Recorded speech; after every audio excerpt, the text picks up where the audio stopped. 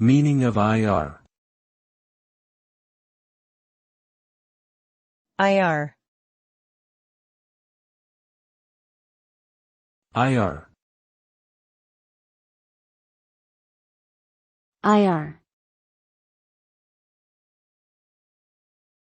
IR.